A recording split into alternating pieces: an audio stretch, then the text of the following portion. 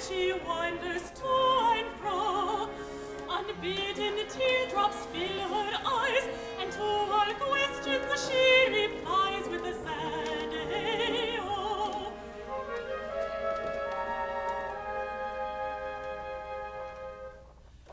'Tis but a little word, "Hey-oh," so soft 'tis scarcely heard. Hey-oh, an idle breath, yet life and death may hang upon a maid's. Hey-oh, an idle breath, yet life and death may hang upon our maid's. Hey-ho.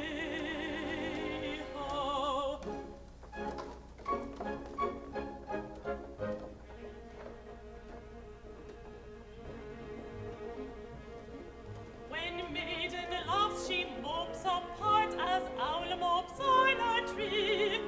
Although she keenly feels the smart, she cannot tell what ails her heart with its sad army.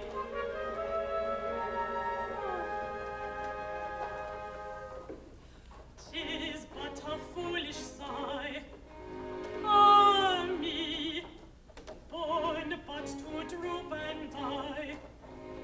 Ah me, yet all the sense of eloquence lies hidden in a maid's. Ah me, yet all the sense of eloquence lies hidden in a maid's army. Army, army, yet all the sense of eloquence lies hidden in a maid's army.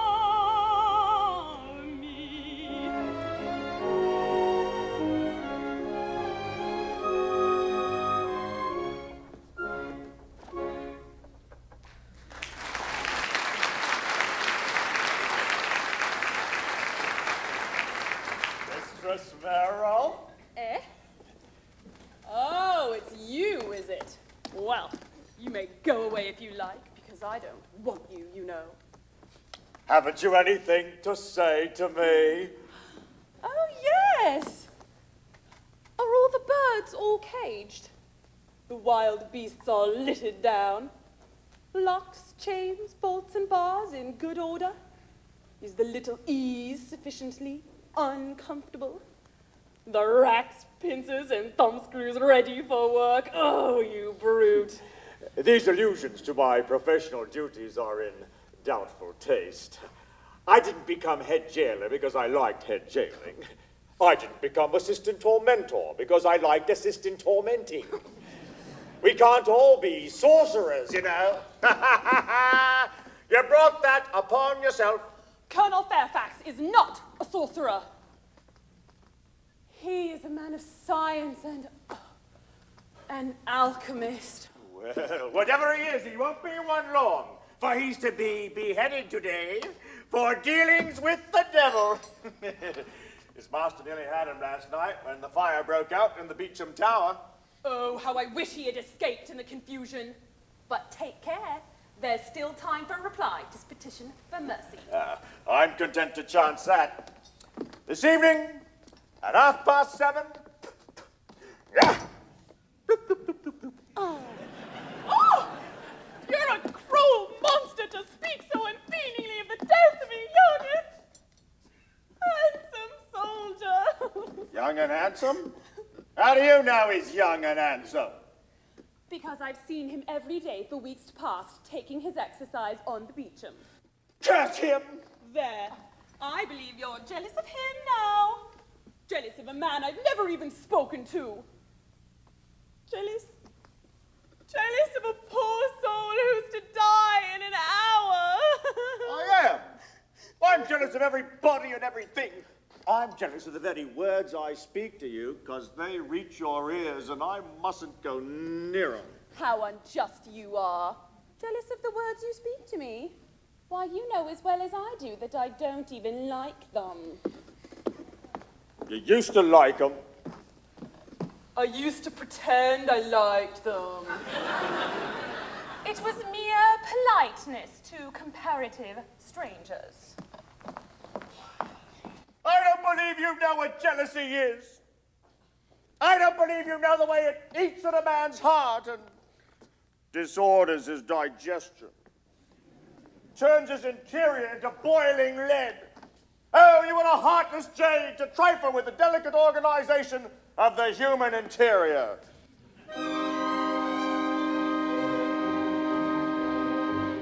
When jealous torments rack my soul, my agonies I can't control. Oh, better sit on red-hot coal than lava, heartless jade. The red-hot coal will hurt, no doubt, but red-hot coals in time die out. But jealousy you cannot rout, its fire will never fade. It's much less painful on the whole to go and sit on red-hot coal till you're completely flayed. Or ask a kindly friend to crack your wretched bones upon the rack. Then love a heartless jade, then love a heartless jade. The kerchief on your neck of snow I look on as a deadly foe. It goeth where I dare not go and stops there all day long. The belt that holds you in its grasp is to my peace of mind a rasp. It claspeth what I cannot clasp, correct me if I'm wrong. It's much less painful on the whole to go and sit on red-hot coal till you're completely flayed. Or ask a kindly friend to crack your wretched bones upon the rack. Then love a heartless jade, then love a heartless jade.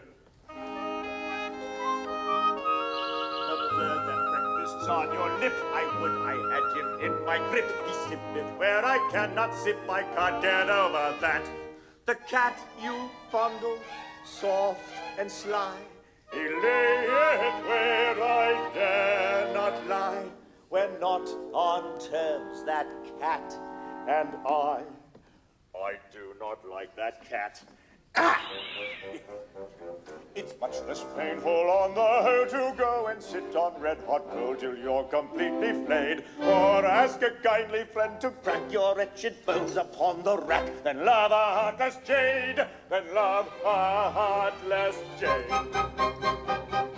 Or ask a kindly friend to crack your wretched bones upon the rack. Then love a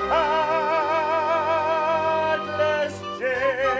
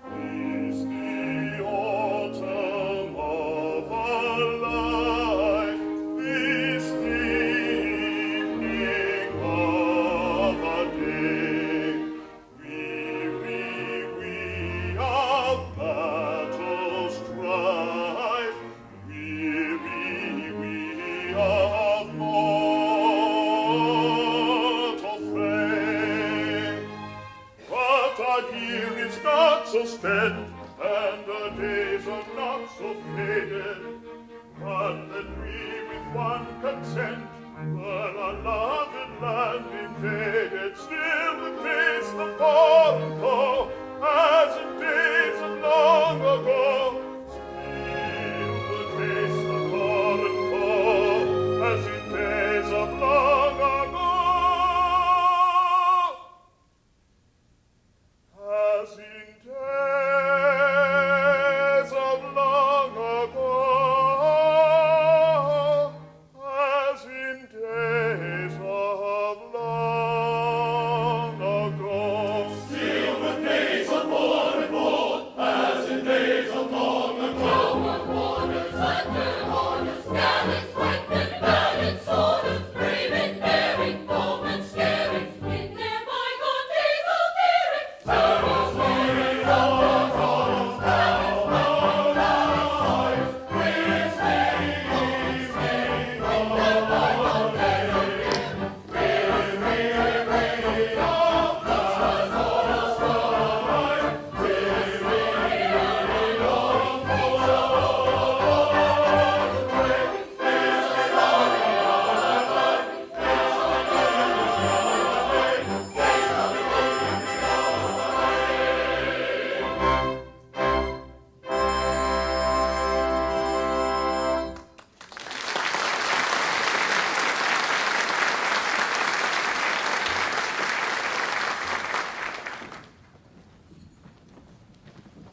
A good day to you. Good day, Dame Carruthers. Busy today? Busy? Ah, the fire in the Beecham last night has given me work enough. 12 poor prisoners. Richard Colfax. Sir Martin Byfleet. Colonel Fairfax. Warren the preacher poet. And half a score of us are packed into one small cell not 6 feet square. Poor Colonel Fairfax, who's to die today, is to be removed to number 14 in the cold harbour, that he may have his last hour alone with his confessor, and I've to see to that. Poor gentleman. He'll die bravely. I fought under him 2 years since, and he valued his life as if it were a feather. Aye. He's the bravest, the handsomest, and the best young gentleman in England. He twice saved my father's life. And it's a cruel thing, a wicked thing, and a barbarous thing that so gallant a hero should lose his head. For it's the handsomest head in England. Oh! For dealings with the devil. If all were beheaded who dealt with him, there'd be busy doings on Tower Green. You know very well that Colonel Fairfax is a student of alchemy, nothing more and nothing less. But this wicked tower, like a cruel giant in a fairy tale, must be fed with blood. And that blood must be the best and the bravest in England, or it's not good enough for the old blunderbore. Silence, you silly girl! You know not what you say. I was born in the old keep, and I've grown grey in it. And please God, I shall die and be buried in it. And there's not a stone in its walls that is not as dear to me as my own right hand.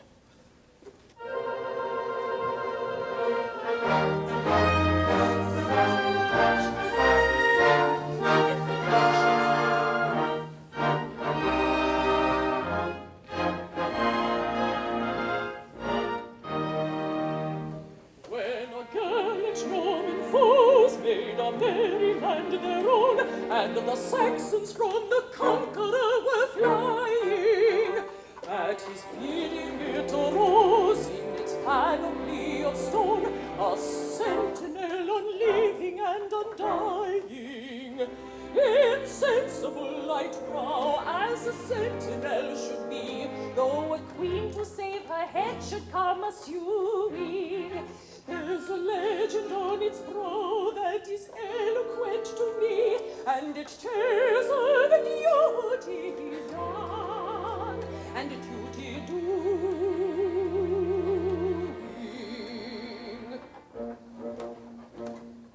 The screw may twist and the rack may turn, and men bleed and then it burn. O'er London town and its golden horn, I keep my silent watch and ward. Late we stand the rack, O'er London town and all its town, they bleed and then they burn. town and all its London town and its golden horn I keep my silent watch and ward.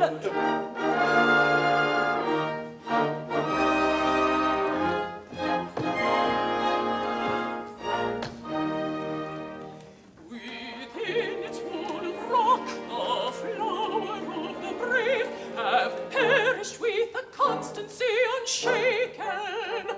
From the dungeon to the block, from the scaffold to the grave, is a journey many gallant hearts have taken. And the wicked flames may hiss around the heroes who have fought for conscience and for home in all its beauty. But the brave old fortalice takes little heed of aught that comes not in the measure of its duty.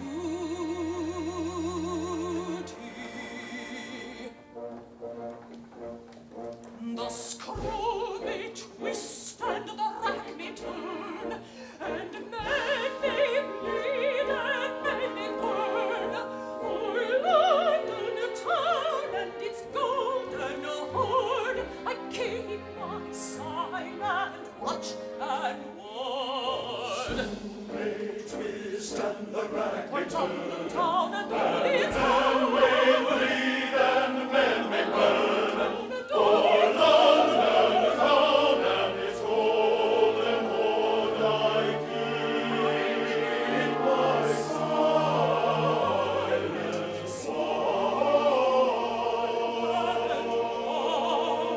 watch.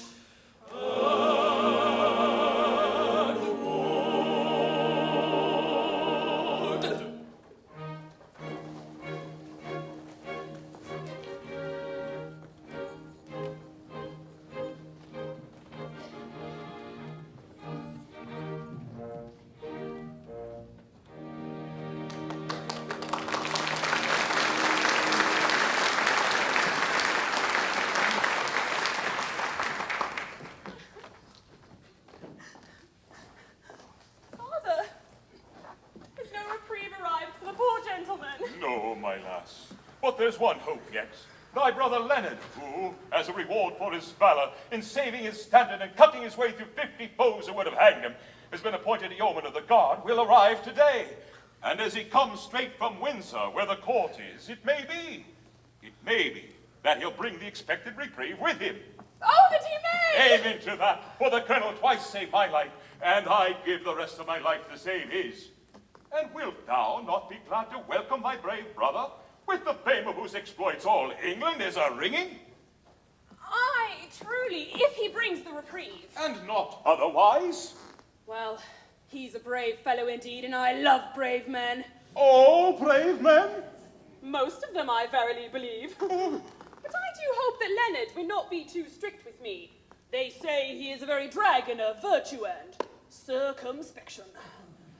Now, my dear old father is kindness itself, And leaves thee pretty well to thine own ways, eh? Well, I've no fear for thee. Thou hast a feather brain. But thou art a good lass. Yes, that's all very well, but if Leonard is going to tell me that I may not do this and I may not do that I may not walk with this one, talk with that one, but must go through the world with my lips pursed up and my eyes cast down like a poor nun who has renounced mankind. Why, as I have not renounced mankind, and I don't mean to renounce mankind, I won't have it there. Nay, he'll not check thee more than is good for thee, Phoebe. He's a brave fellow, and the bravest among brave fellows. And yet, it seems but yesterday that he robbed the lieutenant's orchard. Father! Leonard, my brave boy, I'm right glad to see thee. is Phoebe? I. Hast thou brought Colonel Fairfax's reprieve? Nay, I have here a dispatch for the lieutenant, but no reprieve for the colonel. Poor gentleman. I would I had brought better news. I give my right hand, nay, my body, my very life to save his. Dost thou speak in earnest, lad? Aye, father, and I'm no braggart. Didst he not save thy life? Am I not his foster brother? Then hearken to me.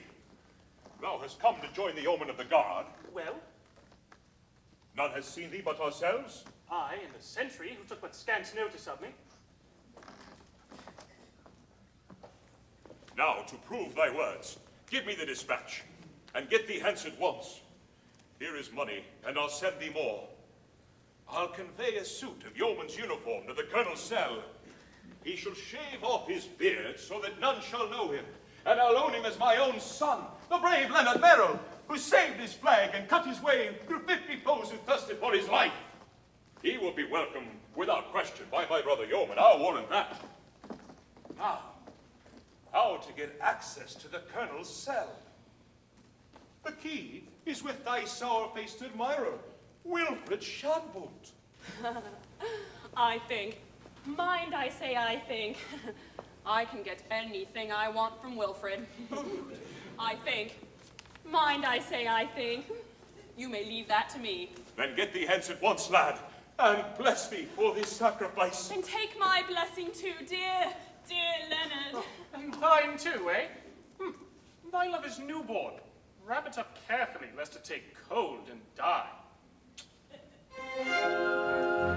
Alas, I waver to and fro. Dark danger hangs upon the deed. Dark danger hangs upon the deed. The scheme is rash and well may fail, but odds are not the hearts that quail, the hands that shrink, the cheeks that bend in hours of need. No, odds are not the hearts that quail, the hands that shrink, the cheeks that pale, the hands that fail, the cheeks that pale in hours of need.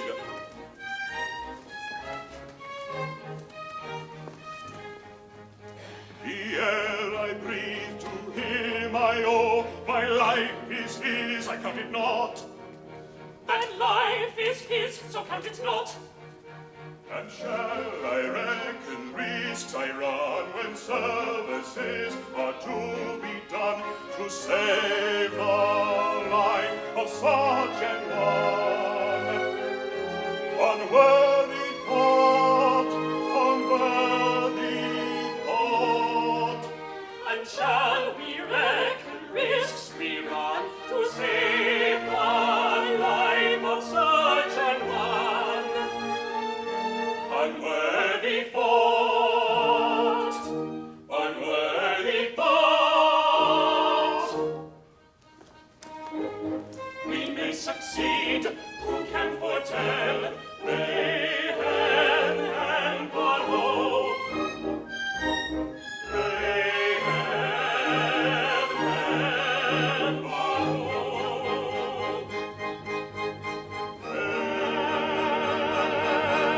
Farewell. May heaven help our hope, help our hope. Farewell.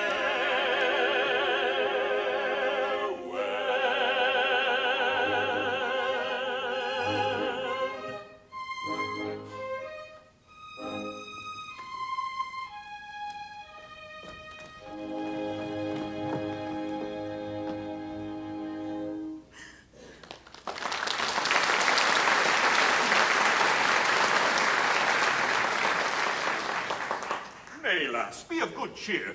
We may save him yet. Oh, see, father! They bring the poor gentleman from the Beecham.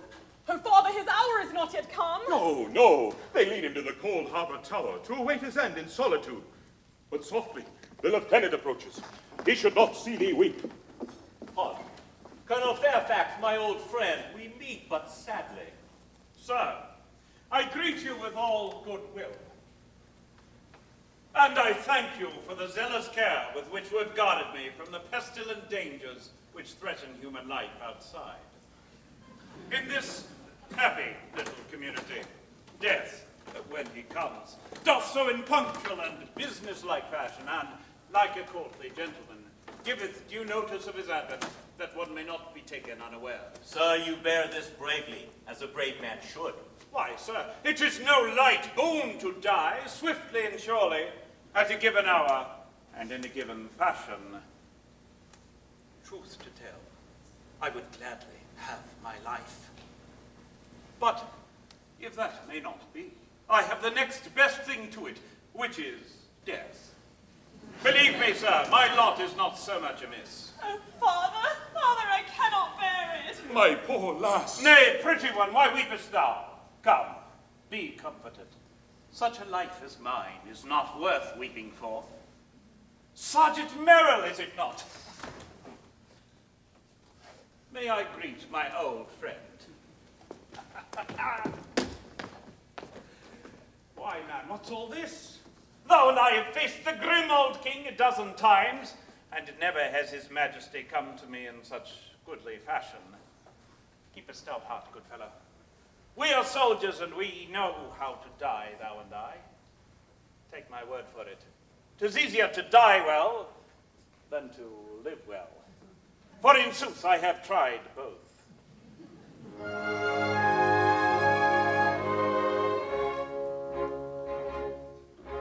Is life a boon? If so, it must befall, that death, whene'er he call, must call too soon. Though fourscore years he give, yet one would pray to live another moon. What kind of plaint have I, who perish in July, who perish in July? I might have had to die, perchance, in June. I might have had to die, perchance, in June.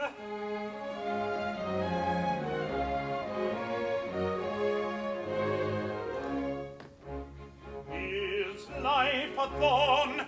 Then count it not a whit, nay, count it not a whit. Man is well done with it. Soon as he's born, he should all means essay to put the plague away.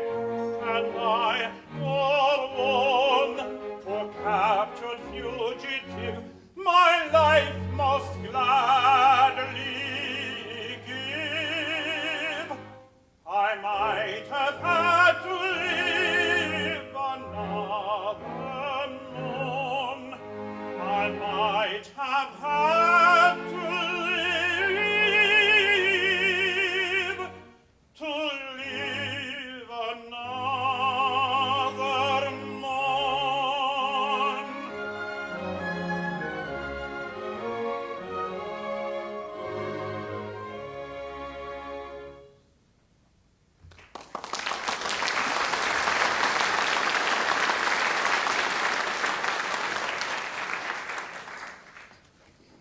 And now, Sir Richard, I have a boon to beg.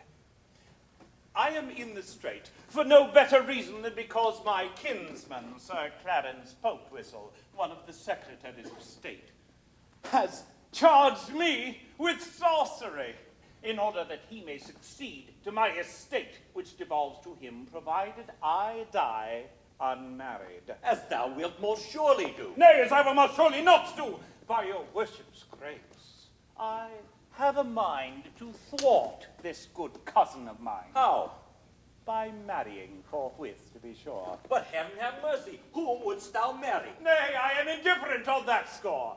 Coming death hath made of me a true and chivalrous knight, who holds all womanhood in such esteem that the oldest and the meanest and the worst favorite of them is good enough for him.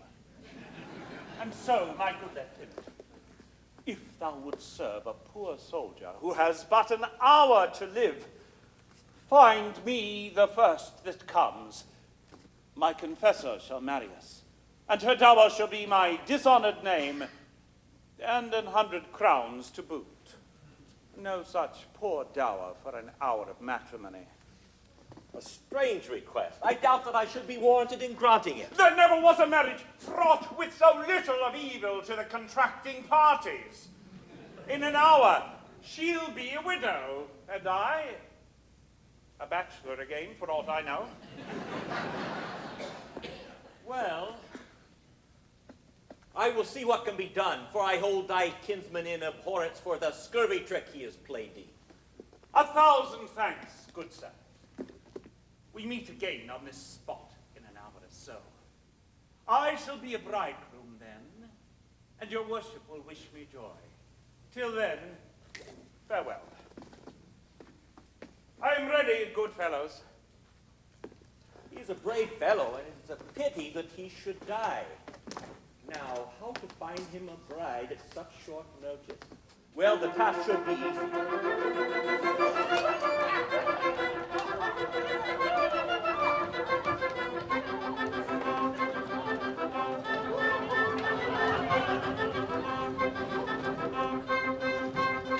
There's a man of jollity, jolly joke, jolly fine, give us some your quality. Come full for it, wine. If you river runneth rapidly, into it we fling. Bird who doesn't sing, give us an experiment in the art of merriment. Into it we throw, cock who doesn't crow. Very short timidity, and with all rapidity, give us perpetuity, willy-nilly-o. River none can mollify, into it we throw. Fool who doesn't qualify, cock who doesn't crow. Very short timidity, and with all rapidity, give us perpetuity, willy-nilly-o. My masters, I pray you bear with us, and we will satisfy you. For we are merry folk, who would make all as merry as ourselves. For, look you, there is humor in all things, and the truest philosophy is that which teaches us to find it and to make the most of it. Hands off, I say, as merry. Ha! Didst thou hear her say, hands off? Oh, I heard her say it, and I felt her do it. Thou dost not see the humor of it? Hey, if I do, hang me. Oh, thou dost not. Now, observe. She said, hands off. Whose hands? Thine. Of whom? Of her. Why? Because she is a woman. Now, had she not been a woman, thine hands had not been set upon her at all. So, the reason for the laying on of hands is the reason for the taking off of hands, and therein is contradiction contradicted. It is a very marriage of pro with con, and no such lopsided union either, as times go. For pro is not more unlike con than man is unlike woman. Yet, men and women marry every day with none to say, oh, the pity of it, but I and fools like me. Now, wherewithal shall we please you? We can rhyme you, couplet, trielet, quatrain, sonnet, rondelet, ballade, what you will. Or we can dance you, saraband, gondolet, carol, pimpernel, or jumping Joan. Let us skip in the singing class of the merryman and his maid. There it is song and dance too. Oh, the merry man is made.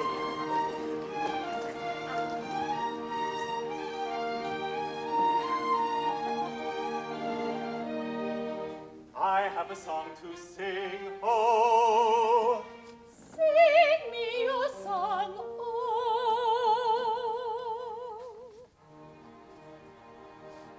It is sung to the moon by a lovelorn loon who fled from the mocking throng. Oh, it's a song of a merryman moping mum, whose soul was sad and whose glance was glum, who sipped no sop and who craved no crumb as he sighed for the love of a lady. Lady, lady, misery me like a lady. He sipped no sop and he craved no crumb as he sighed for the love of a lady.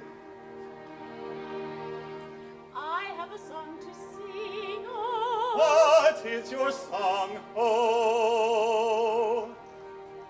It is sung with the ring of the songs made sing, oh, love with love lifelong. Oh, it's a song of a merry maid, fairly proud, who loved her lord and who loved her loud, at the moan of a merry man moping mum, whose soul was sad and whose glance was glum, who sipped no sup, and who craved no crumb, as he sighed for the love of a lady. Misery me, lack-a-day-day, he sipped no sup, and he craved no crumb, as he sighed for the love of a lady.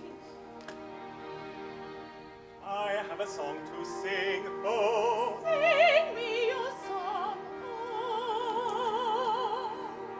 It is sung to the knell of a churchyard bell and a doleful dirge ding-dong, oh. It's a song of a popinjay bravely born, who turned up his noble nose with scorn at the humble merry maid purely proud, who loved our Lord and who laughed aloud at the moan of the merry men moping mong, whose soul was sad and whose glance was glum, who sipped no sup and who craved no crumb, as he sighed for the love of a lady. Lady, lady, misery me, lack-a-lady, he sipped no sup and he craved no crumb, as he sighed for the love of a lady. I have a song to sing, oh. Sing me your song, oh. It is sung with a sigh and a tear in the eye, for it tells of right and wrong. Oh, it's the song of a merry maid once so gay, who turned on a heel and tripped away from the people popinjay bravely born, who turned up his noble nose with scorn at the humble heart that he did not prize. So she begged on her knees with downcast eyes for the love of a merry man moping mong, whose soul was sad and whose glance was glum, who sipped no sup and who craved no crumb, as he sighed for the love of a lady. Lady, lady, misery me, lack-a-day-day, his face no more and he sighed no more, for he lived in the love of a lady.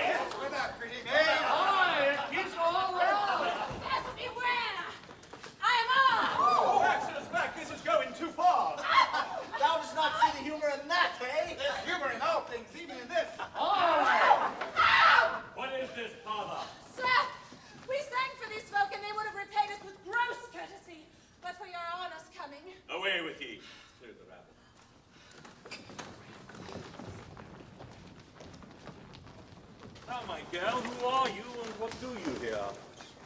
May it please you, sir, we are two strolling players, Jack Point and I, Elsie Maynard, at your worship's service.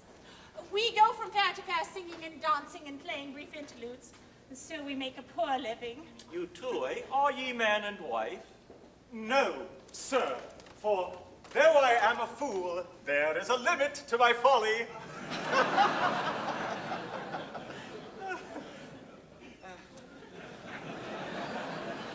Her mother, old Bridget Maynard, travels with us, for Elsie is a good girl. But the old woman is abed with fever, and we have come to pick up some silver to buy an electuary for her. Hark ye, girl, your mother is ill? Sorely ill, sir. And needs good food and many things that thou canst not buy? Alas, sir, it is too true. Wouldst thou earn 100 crowns? 100 crowns? They might save her life. Then listen. A worthy but unhappy gentleman is to be beheaded in an hour on this very spot. For sufficient reasons he desires to marry before he dies, and he hath asked me to find him a wife. Wilt thou be that wife? The wife of a man I have never seen? Why, sir, look you, I am concerned in this, for though I am not yet wedded to Elsie Maynard, time works wonders, and there's no knowing what may be in store for us. Have we your worship's word that this gentleman will die today? Nothing is more certain, I grieve to say. And that the maiden will be allowed to depart the very instant the ceremony is at an end? The very instant. I pledge my honor that it shall be so. 100 crowns? 100 crowns.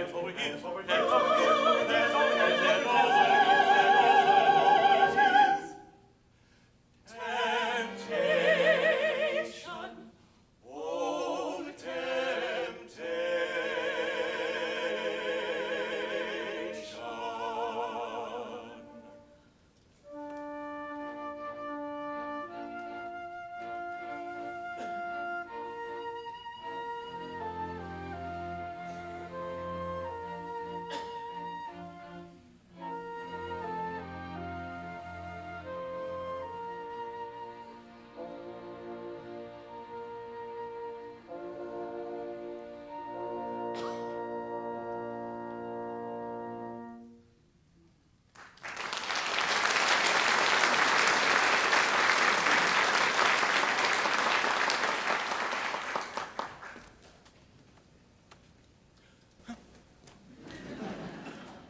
And so, good fellow, you are a jester?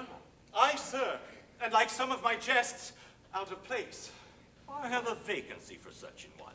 Tell me, what are your qualifications for such a post? Marry, sir, I have a pretty wit. I can rhyme you extempore. I can convulse you with quip and conundrum. Brilliant. I have the lighter philosophies at my tongue's tip. I can be merry, wise, quaint, grim, or sardonic, one by one, or all at once.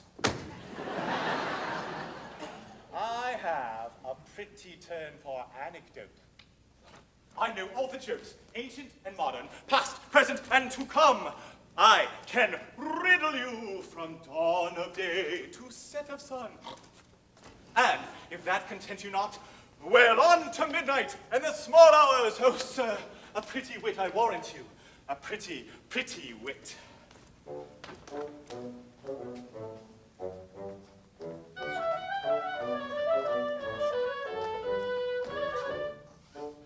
I jibe and joke, and quip and crank, for lowly folk and men of rank.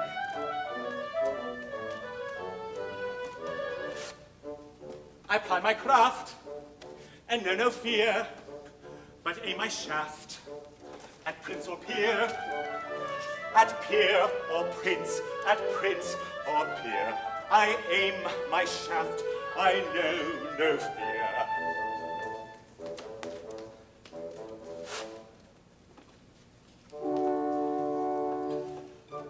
wisdom from the east and from the west, that's subject to no academic rule. You may find it in the jeering of a jest, or distill it from the folly of a fool. I can teach you with equipment by my mind. I can trick you into learning with a laugh. Oh, winnow all my folly, folly, folly, and you'll find a grain or two of truth among the chaff. Oh, winnow all my folly, folly, folly, and you'll find a grain or two of truth among the chaff. I can set a braggart quailing with a quip. The upstart I can wither with a whim. He may wear a merry laugh upon his lip, but his laughter has an echo that is grim. When they're offered to the world in merry guise, unpleasant truths are swallowed with a will. For he who'd make his fellow creatures wise should always gild the philosophic pill. For he who'd make his fellow creatures wise should always gild the philosophic pill.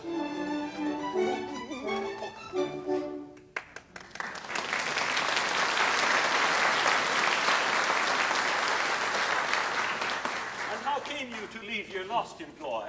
Well, sir, it was in this wise.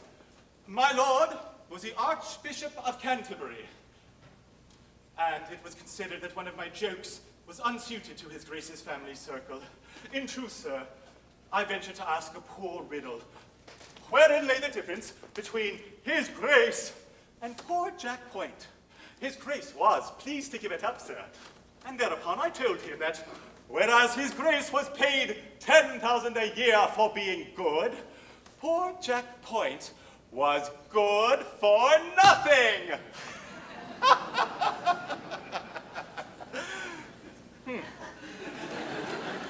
'Twas a harmless jest, but it offended his grace, who whipped me and set me in the stocks for a scurril rogue, and so we parted.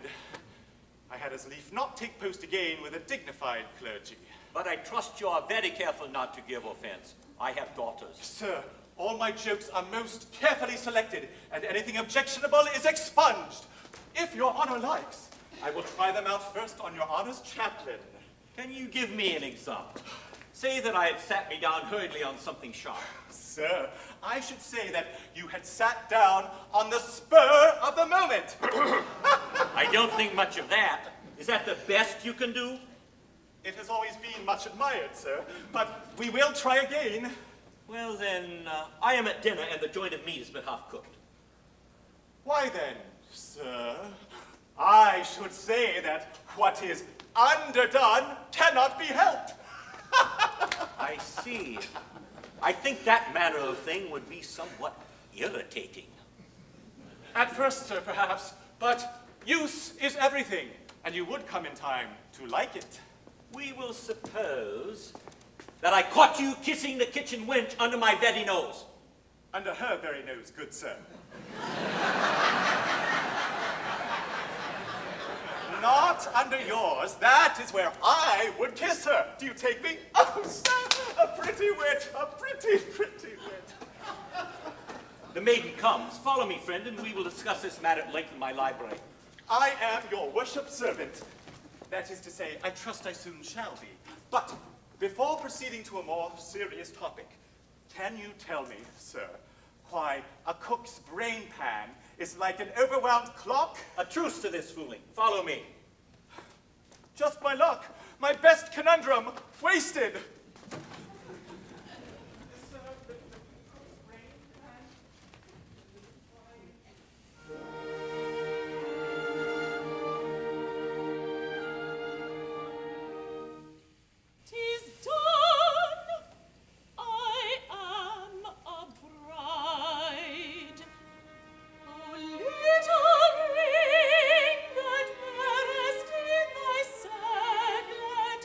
Oh,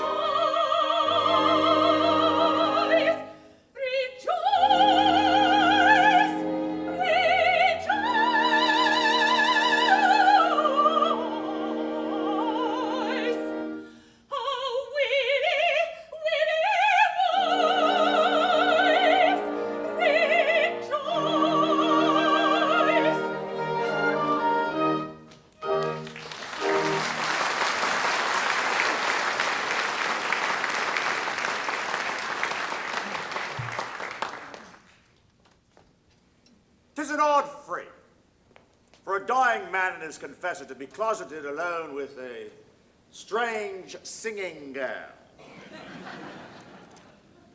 I would fain have espied them, but they stopped up the keyhole. My keyhole.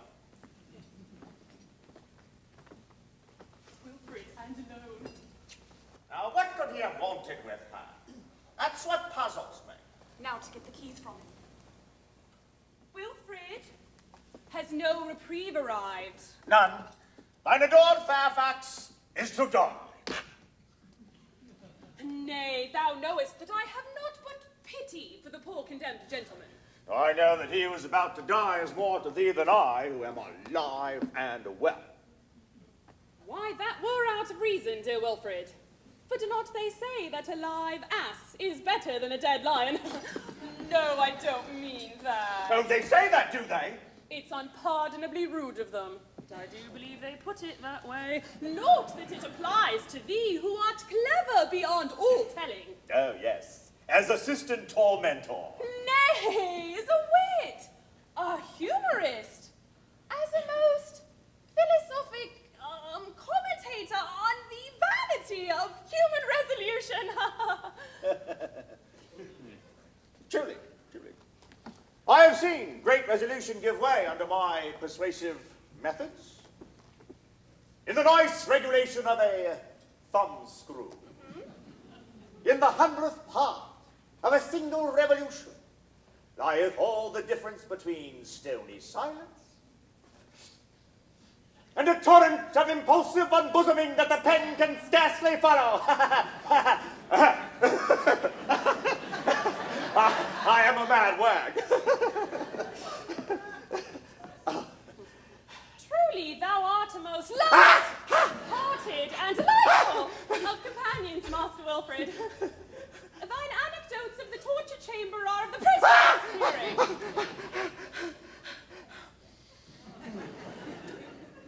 I'm a pleasant fellow, and I choose.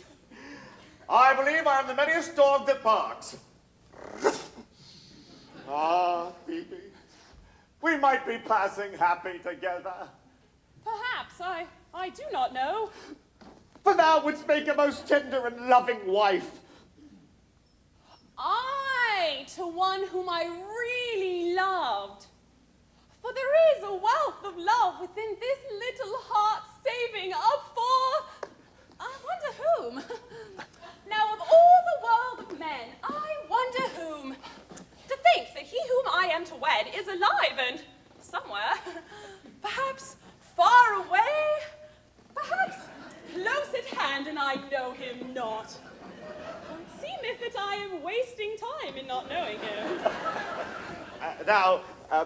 Suppose, say that it is I. Suppose it for the nonce. Say that we are wed. Suppose it only. Say that thou art my very bride, and I thy cheery, joyous, bright, frolicsome husband, and that the day's work being done, and the prisoners stored away for the night, thou and I, alone together, with a long, long evening before us. It is a pretty picture, and yet I scarcely know. It cometh so unexpectedly, and yet, were I thy bride? Aye, wert thou my bride? Oh, how I would love thee. Were I thy bride, then all the world beside were not too wide to hold my wealth of love.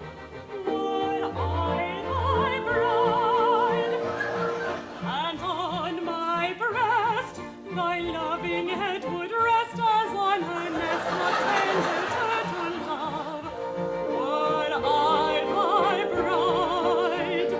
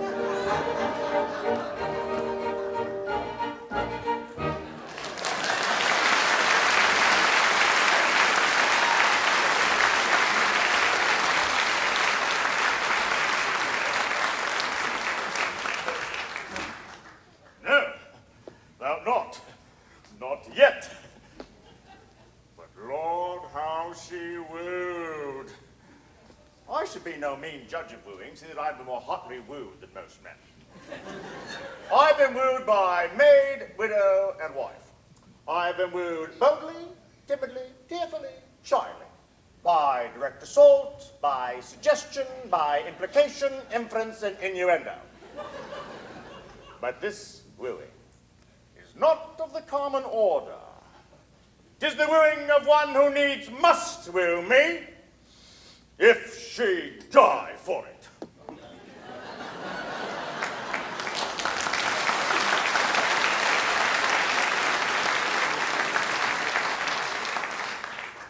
The deed is so far safely accomplished.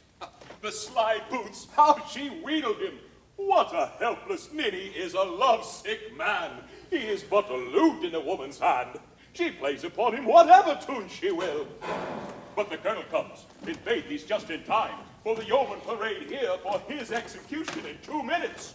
My good and kind friend, thou runnest a grave risk for me. Tut, sir, no risk. I'll warrant none here will recognize you. You make a brave yeoman, sir. So, this ruff is too high. Here is your halberd, sir. Carry it thus. The yeoman come. Now remember, you are my brave son, men. If I may not bear my own name, there is none other but bear so readily. Now, sir, for all his life, for they come.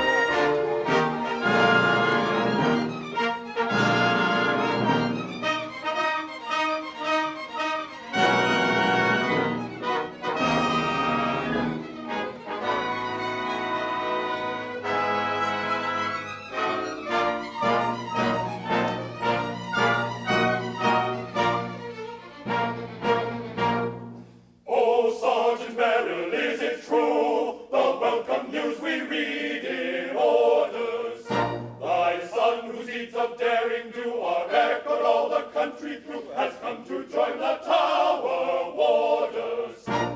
If so, we come to meet him, that we may fitly greet him, and welcome his arrival here with shout on shout and cheer on cheer. Hurrah, hurrah, hurrah! The tower warders, nurse in war's alarms, suckled on gunpowder and weaned on glory.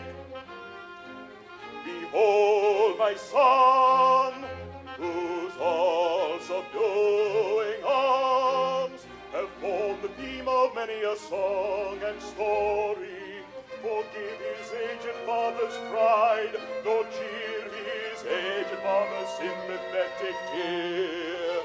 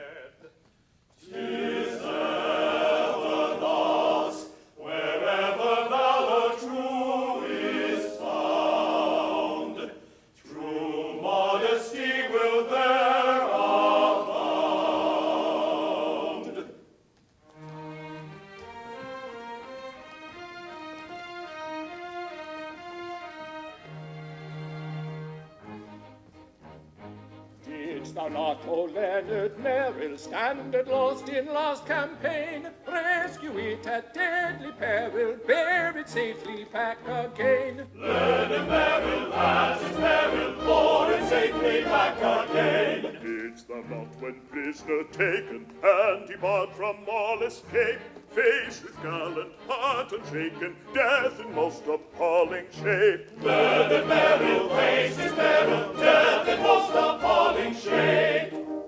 Truly I was to be pitied, having but an hour to live.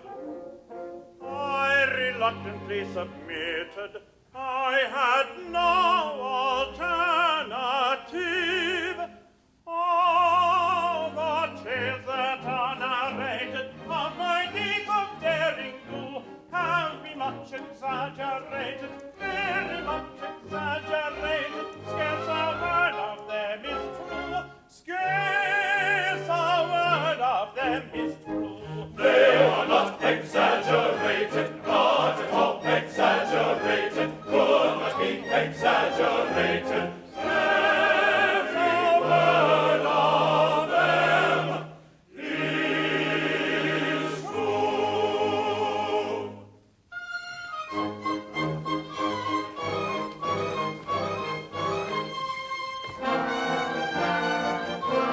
Leonard! I beg your pardon. Don't you know me? I'm little Phoebe. Phoebe, is this Phoebe? What? Little Phoebe? Who the deuce may she be? It can't be Phoebe, surely. Yes, 'tis Phoebe, your sister Phoebe, your own little sister. He speaks the truth. 'Tis Phoebe. Sister Phoebe. Oh, my brother. Why, how you've grown. I did not recognize you. So many years. Oh, my brother. Oh, my sister. Oh, sister. Oh, sister.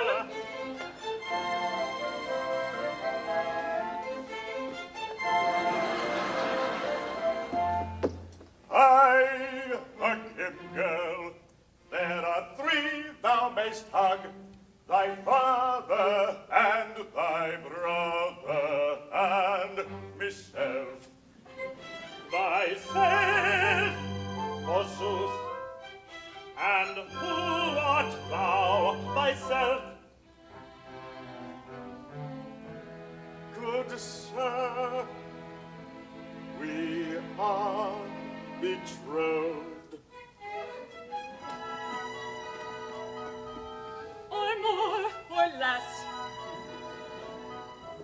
But rather less than more. To thy fond care I do commend thy sister.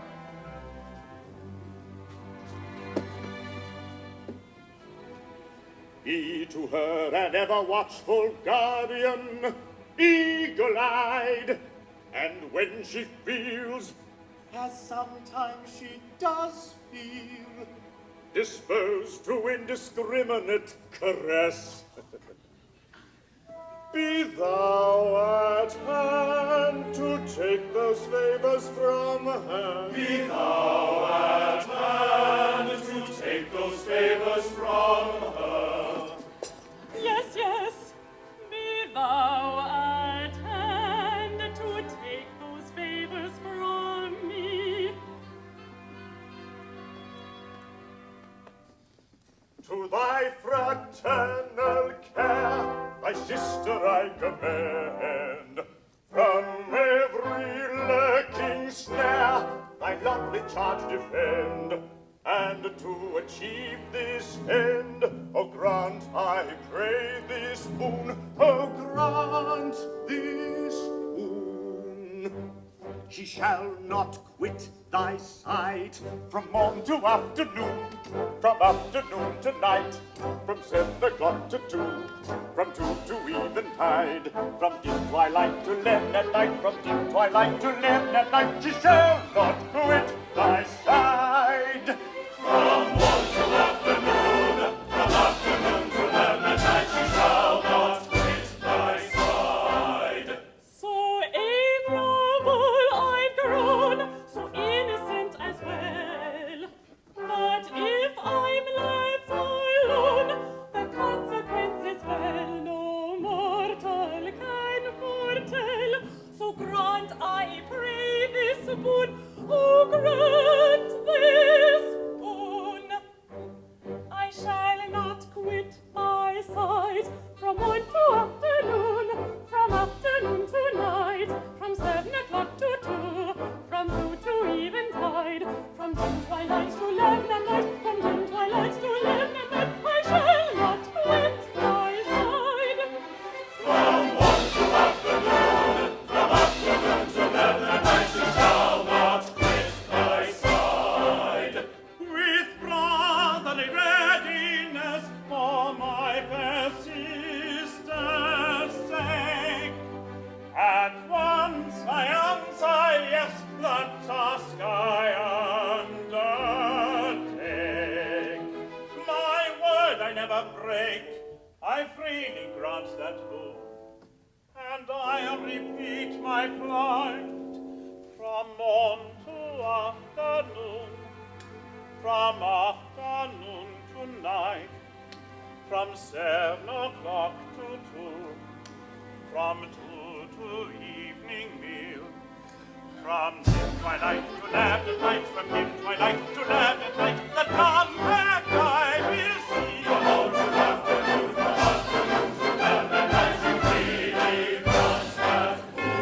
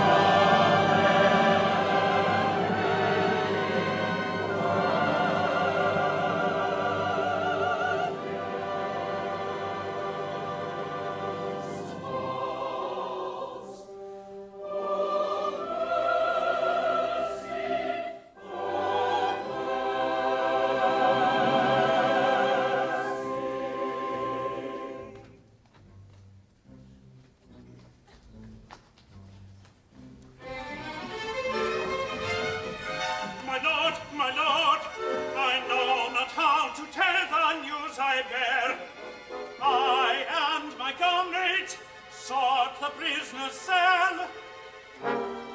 He is not there. He is not there. They sought the prisoner cell. He is not there. As a script for the prisoner, we sought his and entreaty, found the double grating husband run a prisoner. Let all be found. We hunted high, we hunted here. The man we sought with anxious care had vanished into empty air. The man we sought with anxious care had vanished into empty air.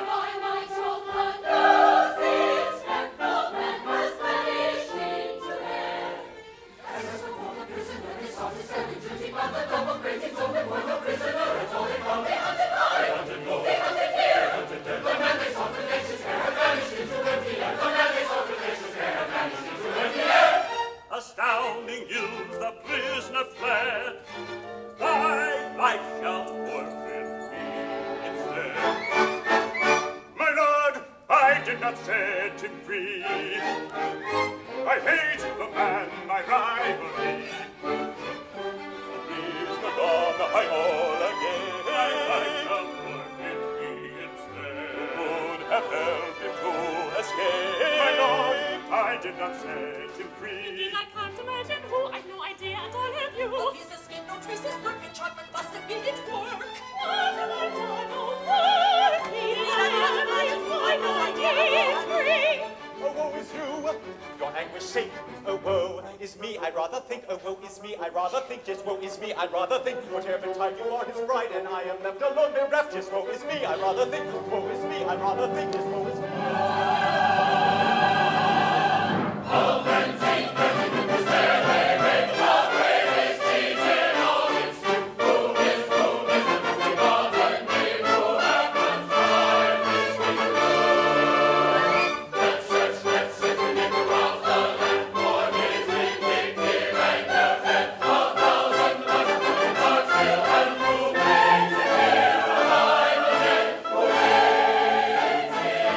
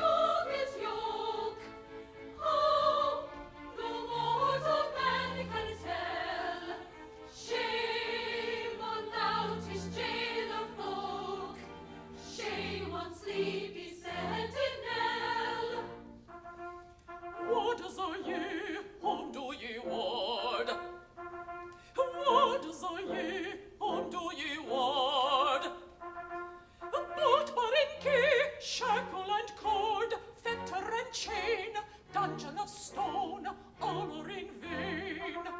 Prisoners flown. Spite of ye all, he is free, he is free. Whom do ye ward, pretty warders are ye? Pretty warders are ye, whom do ye ward? Spite of ye all, he is free, he is free. Whom do ye ward, pretty warders are ye? Up and down and in and out, here and there and round about, every chamber, every house, every chink that holds a mouse, every crevice in the keep, where a beetle might creep, every outlet, every drain have we searched, but all in vain, all in vain. Warders are ye, whom do ye ward? Every house, every chink, every drain. Warders are ye, whom do ye Every ward? chamber, every outlet, every search, all in vain. Warders are ye, whom do ye ward? Whom do ye ward? Warders are ye, whom do we ward? Whom do we ward? Warders are we, whom we ward. Spite of us all, he is free, he is free. Warders are we, he is free. Spite of us all, he is free, he is free. Spite of us all, he is free, he is free. Pretty warders are we, he is free. He is free. Pretty warders are ye, He is free. He is free. Pretty warders are we.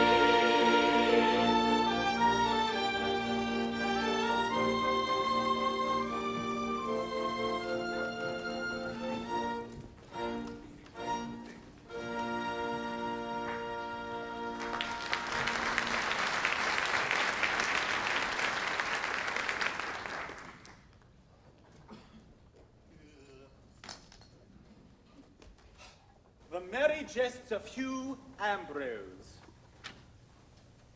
Number 7,863. The Poor Wit and the Rich Counselor. A certain poor wit, being an hungered, did meet a well-fed counselor. Marry, fool, quoth the counselor, whither away? In truth, said the poor wag, in that I have eaten not these 2 dies, I do wither away, and that right rapidly.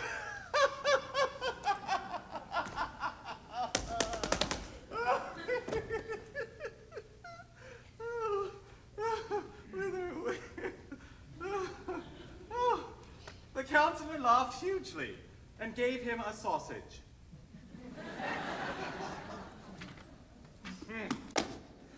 The counselor was easier to please than my new master, the lieutenant. I should like to take post under that, counselor.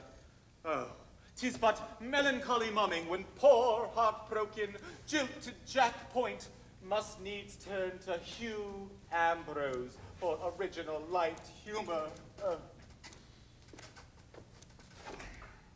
Ow! Master Point. Oh, friend jailer, jailer that wast, jailer that never shalt be more, jailer that jailed not, or that jailed, if jail he did, so unjailerly that 'twas but jerry-jailing, or jailing in joke, though no joke to him who by unjailer-like jailing did so jeopardize his jailership. Take heart, smile, laugh, wink, twinkle, thou tormentor, that tormentest none, thou racker, that rackest not, thou pincher out of place, come, take heart and be merry, as I am. As I am. It's very well for thee to laugh. Thou hast a good post, and hast cause to be merry. Cause? Have we not all cause? Is not the world a big butt of humor into which all who will may drive a gimlet? See, I am a salaried wit, and is there aught in nature more ridiculous? A poor, dull, heartbroken man who must needs be merry, or he will be whipped, who must rejoice lest he starve, who must jest you, jibe you, quip you, crank you, rack you, riddle you, from day to day, from hour to hour, from year to year, lest he dwindle, perish, starve, pine, and die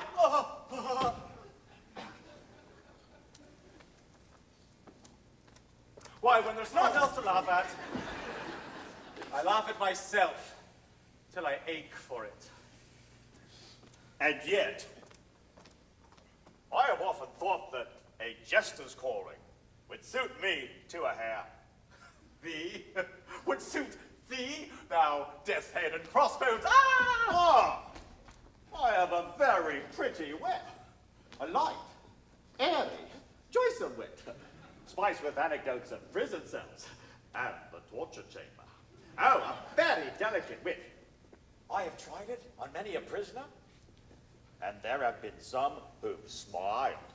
Now, it is not easy to make a prisoner smile, and it should not be difficult to be a good jester, seeing that thou art one. Difficult? Nothing easier, nothing easier. Attend, and I will prove it to thee.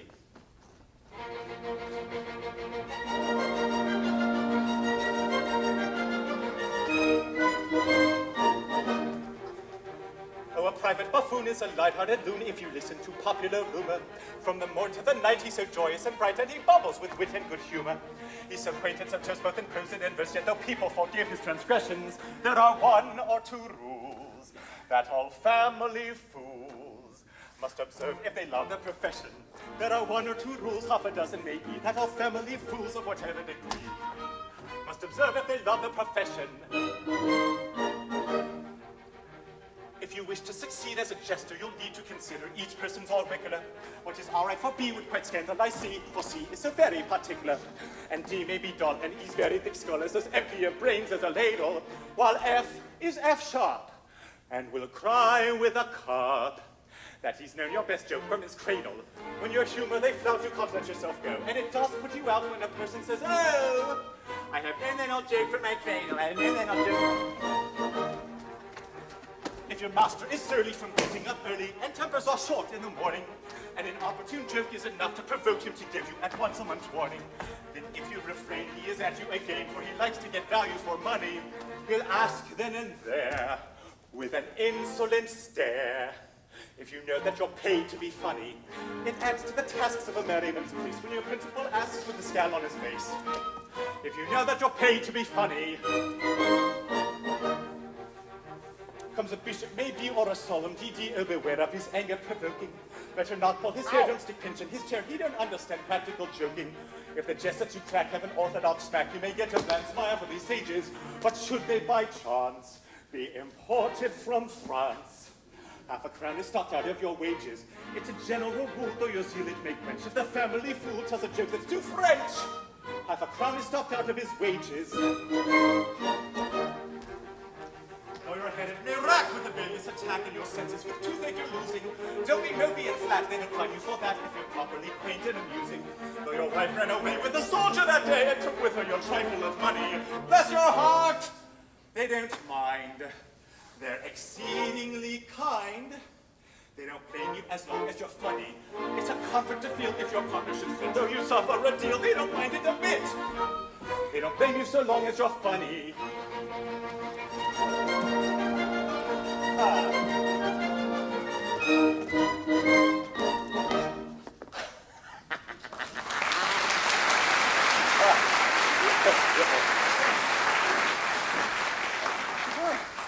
And so, thou wouldst be a jester, eh?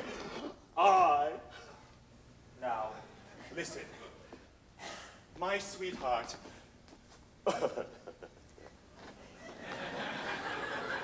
My sweetheart. My sweetheart, Elsie Maynard,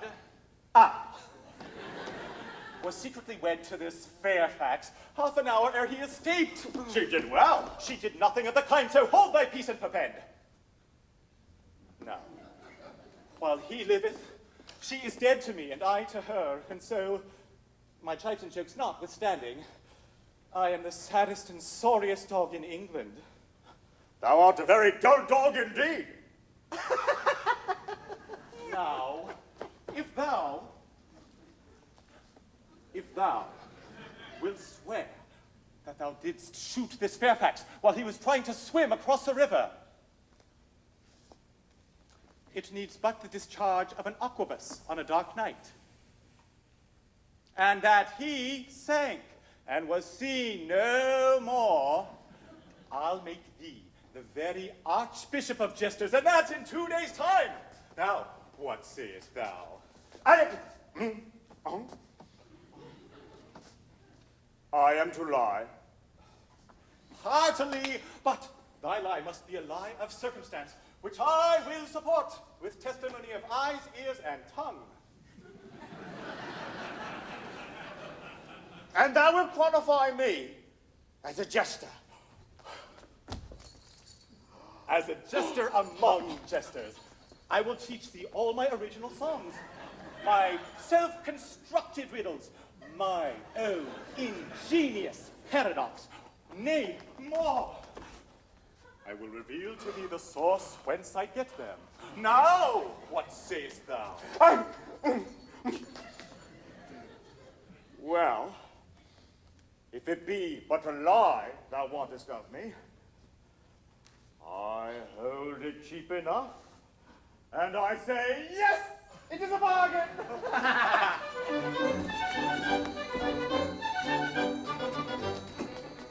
Hereupon we're both agreed, all that we two do agree to, we're secure by solemn deed, to prevent all error mental, you and Elsie are to call, with a story clear and gory, how this Fairfax died and all, I declare to, you're to swear to, I to swear to, I declare to, I to swear to, I declare to, I declare to, you're to swear to, I declare to. Tell a tale of cock and bull, of convincing detail full, tale tremendous and defend us. What a tale of cock and bull.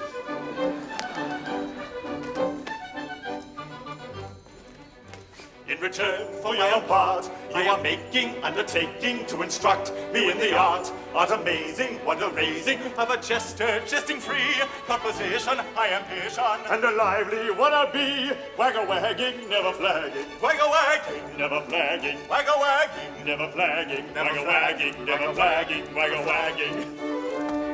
Tell a tale of cock and bull, of convincing detail full, tale tremendous and defend us. What a tale of cock and bull. What a tale of cock. What a tale of bull. What a tale of cock. What a tale of bull. What a tale of cock and bull. Cock and bull. Cock and bull. And defend us. What a tale of cock and bull. Oh.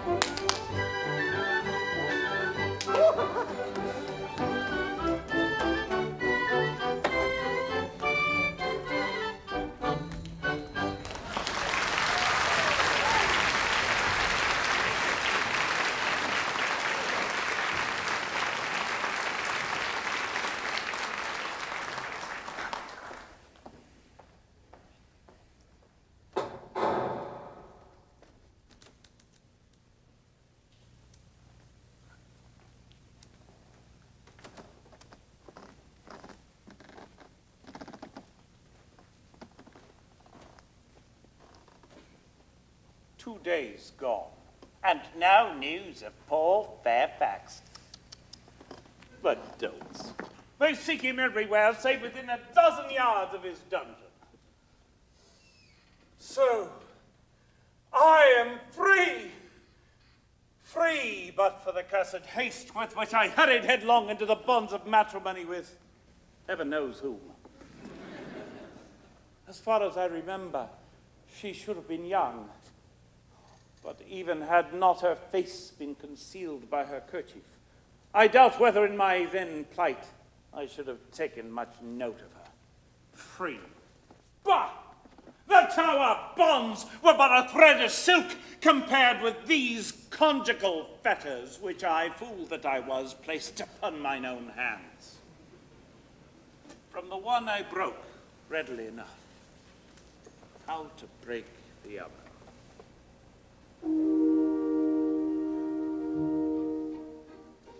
Free from his fetters grim, free to depart, free both in life and limb, in all but heart, bound to an unknown bride,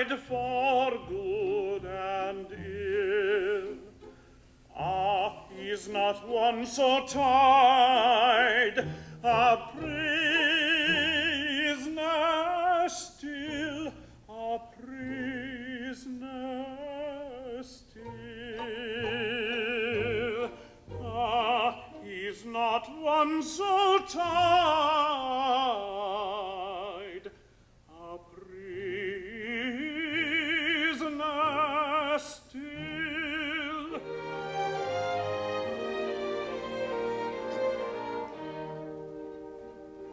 Free, yet in fetters held till his last hour. Gyves that no smith can weld, no rust devour.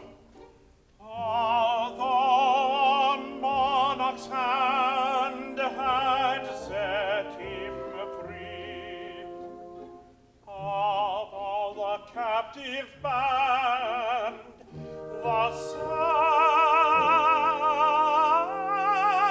saddest he, the saddest he, of all the captive band, the saddest, saddest he.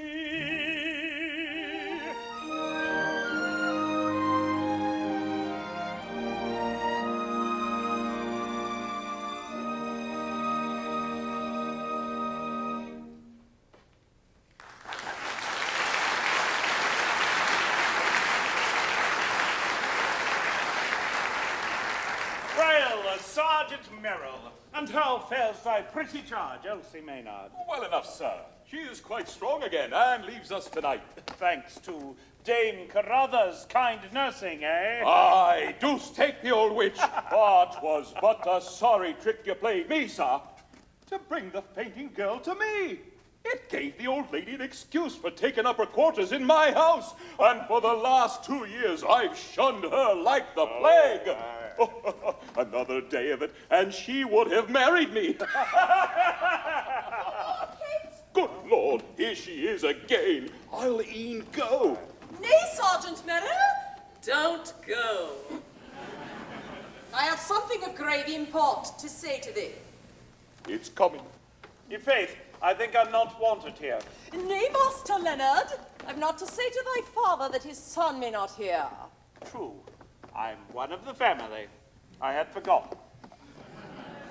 'Tis about this Elsie Maynard, a pretty girl, Master Leonard. Aye, fair as a peach blossom. What then? She hath a liking for thee, or I mistake not. With all my heart.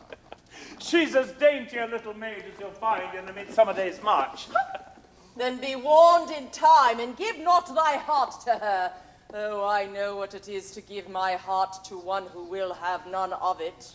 Aye, she knows all about that. And why is my boy to take heed of her? She's a good girl, Dame Carruthers. Good enough for aught I know, but she's no girl.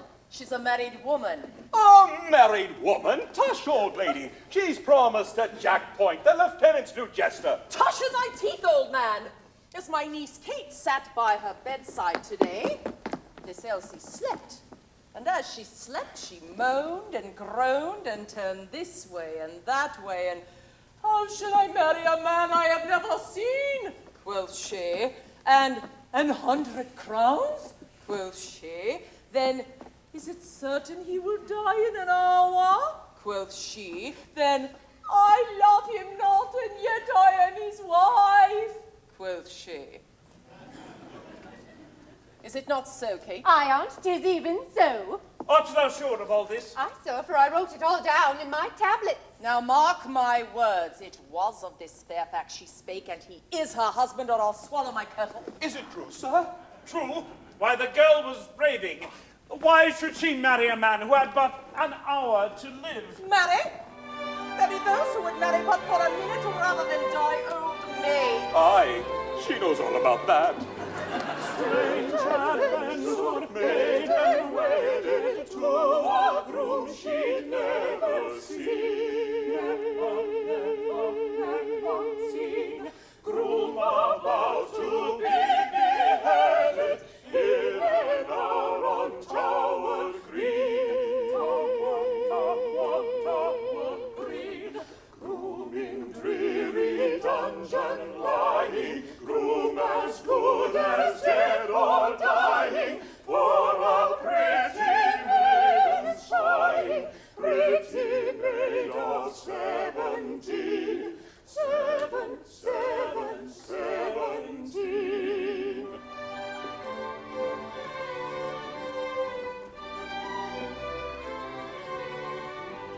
Strange adventure that we're trolling, modest maid and gallant groom. Gallant groom. While the funeral bell is tolling, tolling, tolling, bimma, boom. Bimma, bimma, bimma, boom. Modest maiden will not tarry, though but 16 years she carry. She must marry, though the altar be a tomb. Tower, tower, tower, tomb. Tower, tomb. Tower, tomb. Though the altar be a tomb. Tower, tower, tower, tomb.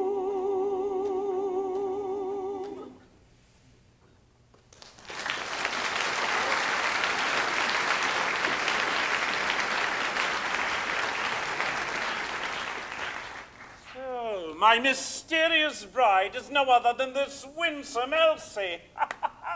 By my hand, 'tis no such ill plunge in fortune's lucky bag. I might have fared worse with my eyes open. But she comes. Now to test her principles. 'Tis not every husband who's a chance of wooing his own wife. Mistress Elsie. Master Leonard. So, thou leavest us tonight? Yes, Master Leonard. I've been kindly tended, and I almost fear I'm loath to go. And this, the Fairfax, wast thou glad when he escaped?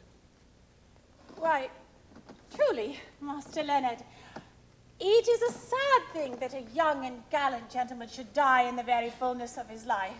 Then, when thou didst faint in my arms, it was for joy at his safety? It may be so. I was highly wrought, Master Leonard, and I am but a girl, so when I am highly wrought, I faint. Now, dost thou know, I am consumed with a parlous jealousy. Thou? And of whom? Why, of this Fairfax, surely. Of Colonel Fairfax? Aye. Shall I be frank with thee?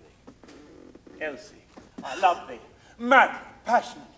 Elsie, I have loved thee these 2 days,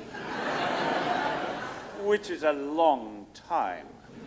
And I would fain join my life to thine. Master Leonard, thou art jesting. Jesting? May I shrivel into raisins if I jest.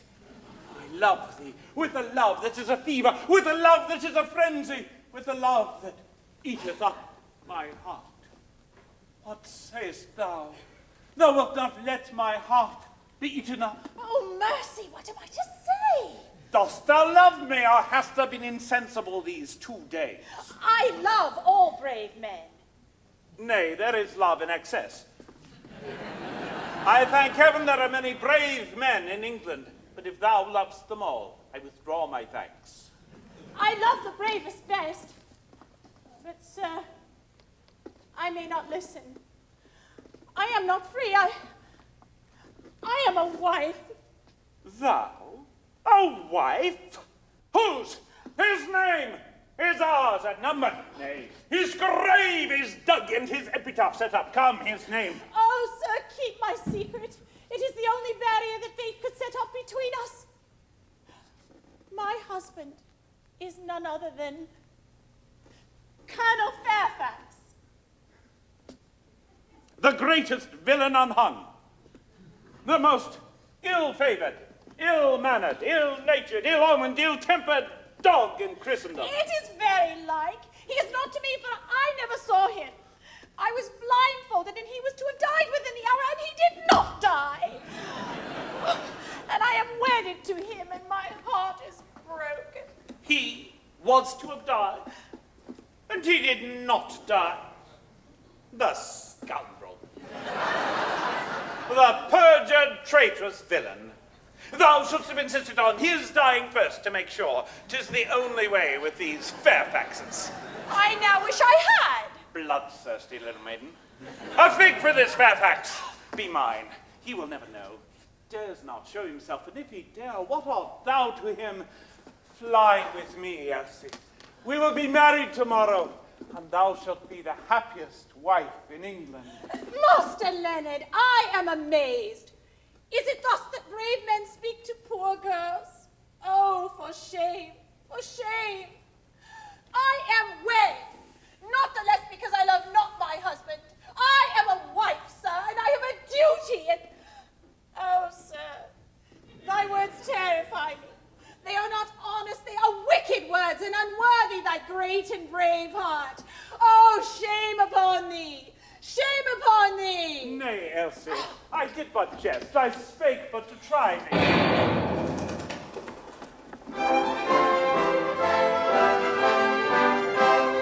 Hark! What was that, sir?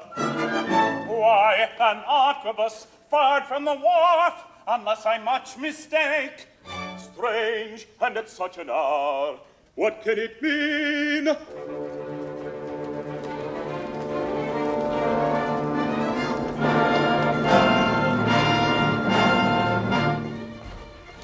Now what can that have been? A shot so late at night, enough to cause a fright. What can the portent mean?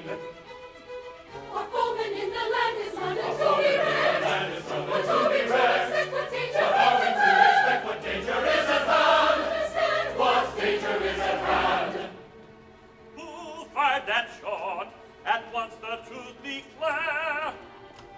My lord, 'twas I, to rashly judge forbear. My lord, 'twas he, to rashly judge forbear.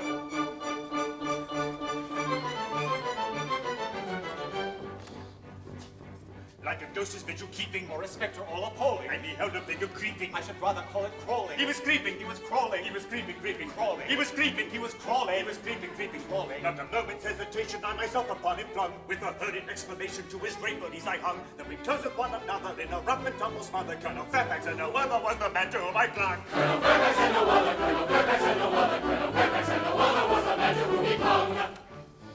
After mighty tug and tussle, it resembled more a struggle. He bind into stronger muscle, or by some infernal juggle. From my clutches quickly sliding, I should rather call it slipping. with a view no doubt of hiding, Or escaping to the shipping. with the gasp and with the quiver, I describe it as a shiver. down he died into the river, and unless I cannot swim. It's enough to make one shiver with a gasp and with a quiver. Down he died into the river. It was very brave of him. Ingenuity is catching with a view my kingdom pleasing. I could bust and sentry snatching. I should rather call it seizing. With an answer to a blade, I dispatched it through the head. With an answer to a blade, he dispatched him through the head. I discharged it without winking. Little time I lost in thinking. Like a stone I saw him sinking. I should say a lump of lead. He discharged it without winking. Little time he lost in thinking. Like a stone I saw him sinking. I should say a lump of lead. Like a stone, me boy, I said. Like a heavy lump of lead. Like a stone, me boy, I said. Like a heavy lump of lead. Anyhow, the man is dead. With a stone or lump of lead. Anyhow, the man is dead. With a stone or lump of lead. Margaret Buston, such a seizing. With the view is keen of pleasing. Margaret Buston, such a seizing. With the view is keen of pleasing. With a shot into the head. And he's very, very dead. And his back is very little. With a stone or lump of lead. It is very, very simple. And he's very, very dead. Down! Lead! The river must be dragged, no time be lost. The body must be found at any cost. To this attend without undue delay. So set to work with what dispatch ye may. Yes, yes, we'll set to work with what dispatch we may.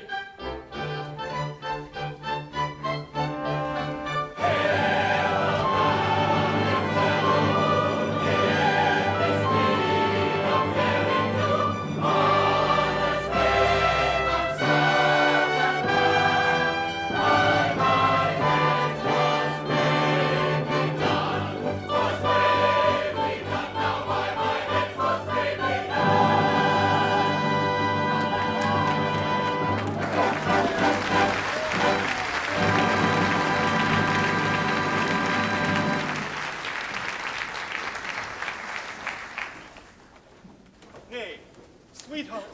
be comforted. This Fairfax was but a pestilent fellow, and as he had to die, he might as well die thus as any other way. 'Twas a good death. Still, he was my husband, and had he not been, he was nevertheless a living man. And now he is dead. And so, by your leave, my tears may flow unchidden, Master Point. And thou didst see all this? Aye, with both eyes at once, this and that. The testimony of one eye is naught. He may lie, but when it is corroborated by the other, it is good evidence that none may gainsay. Here are both present at court, ready to swear to him. But art thou sure it was Colonel Fairfax? Saw you his face? Aye, and a plaguey, ill-favored face, too. A very hang-dog face, a felon face, a face to fright the headsman himself and make him strike awry. Oh, a plaguey bad face. Take my word for it. How they laugh. 'Tis ever thus with simple folk. An accepted wit has but to say, pass the mustard, and they roar their ribs out. If ever I come to life again, thou shalt pay for this, Master Point. Now, Elsie, thou art free to choose again, so behold me. I am young and well-favored. I have a pretty wit. I can jest you, jibe you, quip you, crank you, rack you, riddle you. Tush, man, thou knowst not how to woo. 'Tis not to be done with time-worn jests and threadbare sophistries, with quips, conundrums, rhymes, and paradoxes. 'Tis an art in itself, and must be studied gravely and conscientiously. A man who would woo a fair maid should prentice himself to the trade and study all day in methodical way how to flatter, cajole, and persuade. He should prentice himself at 14 and practice from morning to evening. And when he's of age, if he will not engage, he may capture the heart of a queen, the heart of a queen. It is purely a matter of skill, which all may attain if they will. But every Jackie must study the knack if he wants to make sure of his skill, if he wants to make sure of his skill.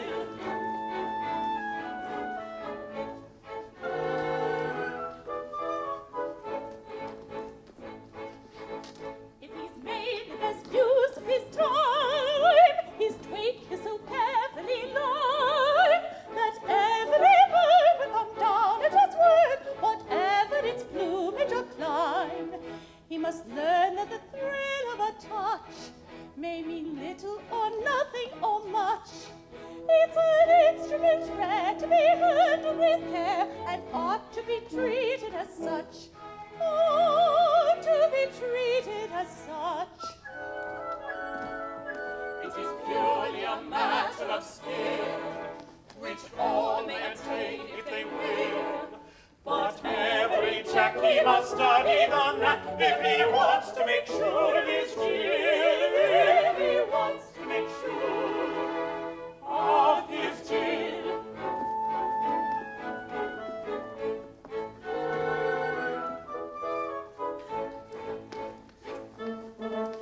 When a glance may be timid or free, it will vary in mighty degree.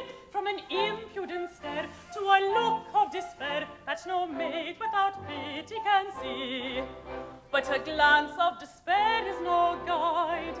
It may have its ridiculous side. It may draw you a tear or a box on the ear. You can never be sure till you've tried. Never be sure till you've tried. It is purely a matter of skill, which all may attain if they will. But every Jackie must study the knack if he wants to make sure of his skill, if he wants to make sure of his Jill, but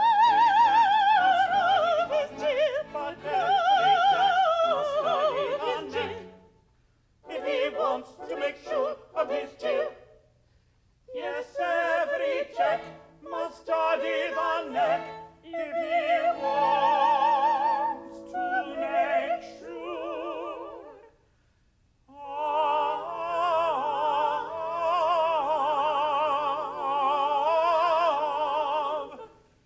his Jill.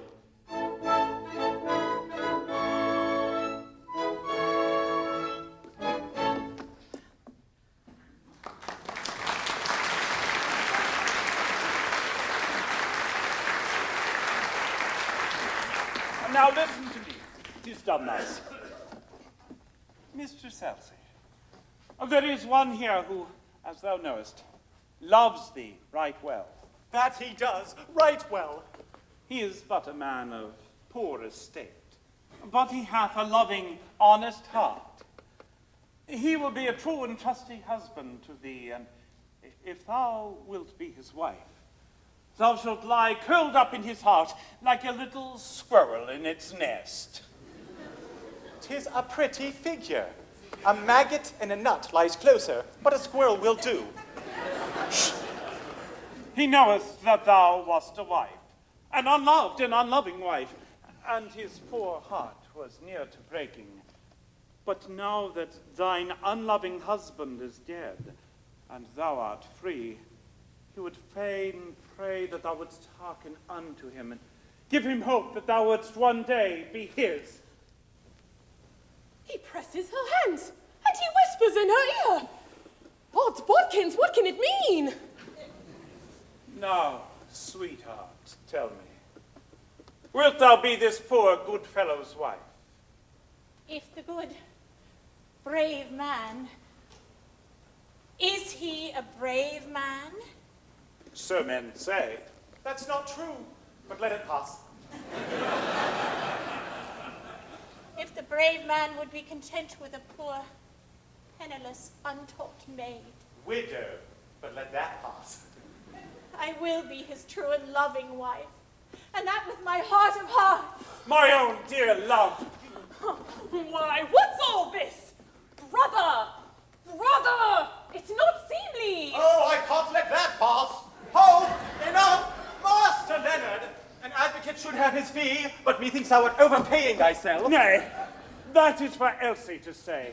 I promised thee I would show thee how to woo, and herein lies the proof of the virtue of my teaching. Go thou and apply it elsewhere. When a wooer goes a-wooing, naught is truer than his joy. Maid and hushing all his shewing, boldly blushing, bravely coy, bravely coy. Boldly blushing, boldly blushing.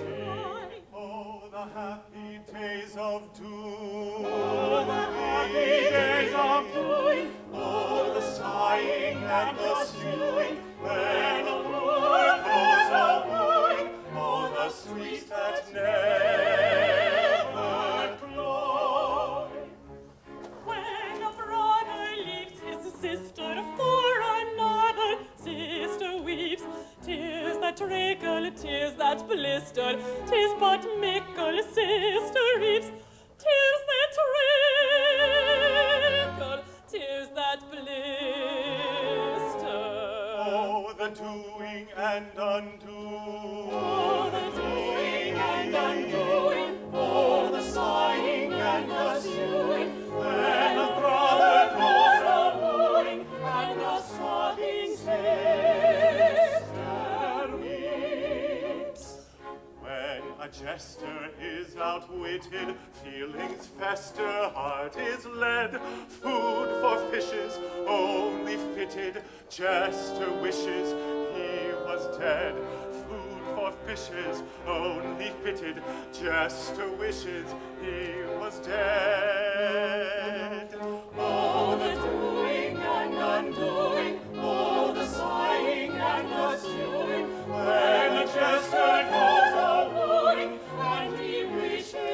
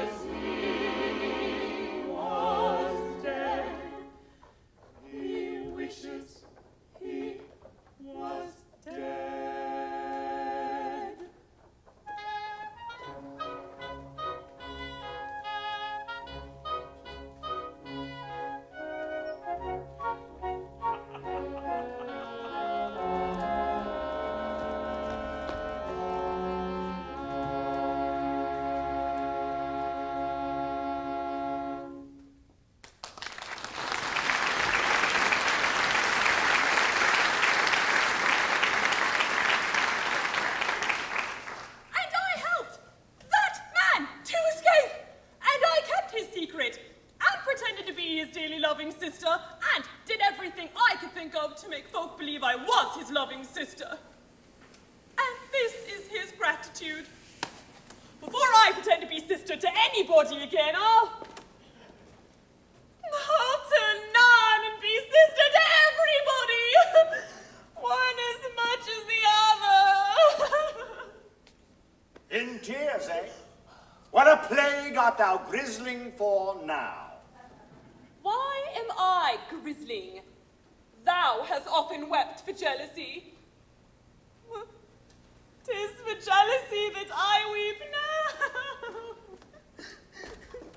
I, yellow, bilious, jaundiced jealousy.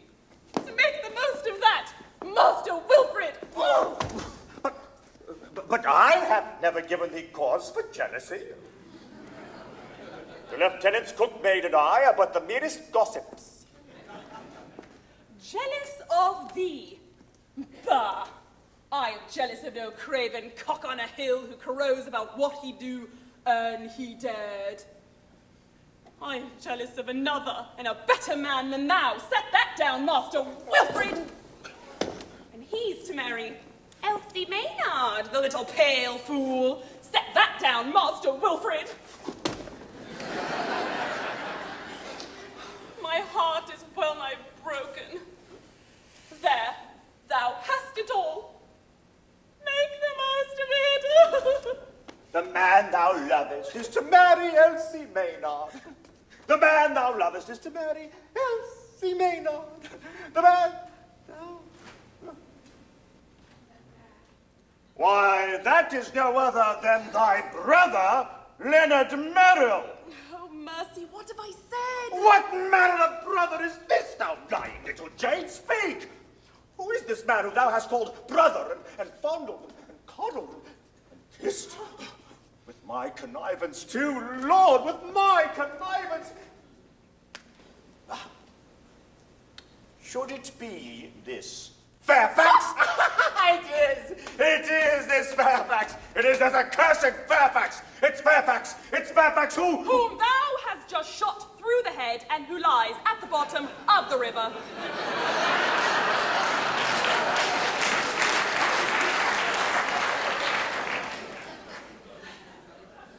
I may have been mistaken. We are but fallible mortals, the best of us. But I'll make sure. I'll make sure. Oh, stay. One word. I think it cannot be Fairfax. Mind I say I think. Because thou hast just slain Fairfax. But whether he be Fairfax or no Fairfax, he is to marry Elsie. And as thou hast shot him through the head, and he is dead, be content with that, and I will be your... You will be my woof.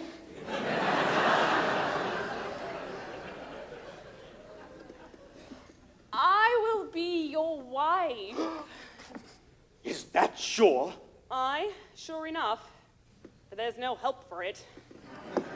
Thou art a very brute. But even brutes must marry, I suppose. My beloved! Phoebe, rejoice, for I bring glad tidings. Colonel Fairfax's reprieve was signed 2 days since, but it was foully and maliciously kept back by Secretary Pontwhistle, who designed that it should arrive after the colonel's death. But it hath just come to hand and is now in the lieutenant's possession. Then the colonel is free! Oh, give me my dear. Oh, bit of my life! Art thou mad? Am I mad? Are we all mad? Oh, my dear, I well nigh craze with joy. Come away from him, thou hussy! Thou jade! Thou kissing, clinging cockatrice!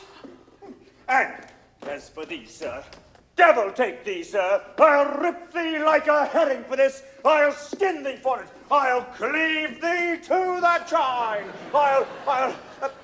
Phoebe, who is this man? Peace, fool. He is my brother. Another brother? Are there any more of them? Produce them all at once and let me know the worst. This is the real Leonard, dolt. The other was but his substitute. The real Leonard, I say. My father's own son. How do I know this?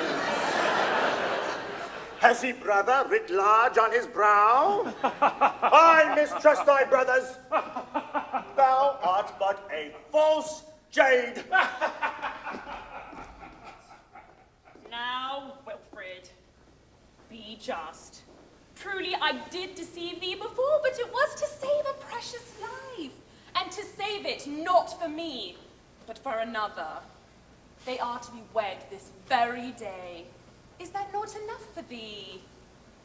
Come, I am thy Phoebe, thy very own.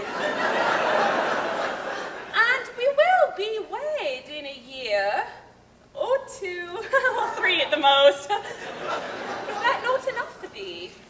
Phoebe, hast thou heard the brave news? Aye, father. I'm nigh mad with joy.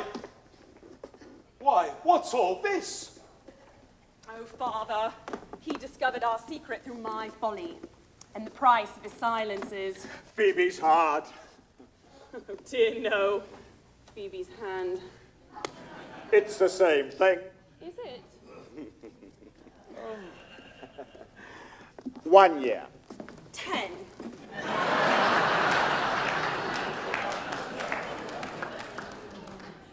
Tis pity, but the colonel had to be saved at any cost.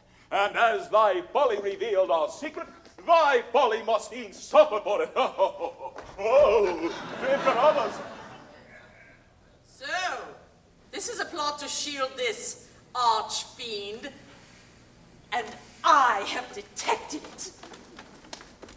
A word from me, and 3 heads besides his would roll from their shoulders. Nay, Colonel Fairfax is reprieved. Yet, if my complicity in his escape were known, plague on the old meddler, there is nothing for it. Hush, pretty one. Such bloodthirsty words, he'll become those cherry lips. Sergeant Merrill. Why, look-ye, Chuck, for many a month I've thought to myself, there's snug love saving up in that middle-aged bosom for someone. And why not for me? That's me. So take heart and tell her that's thee, that thou, that's me, lovest her, thee, and well, I'm a miserable old man and I've done it, and that's me. But not a word about Fairfax. The price of thy silence is... Merrill's heart. No, Merrill's hand. It's the same thing. Isn't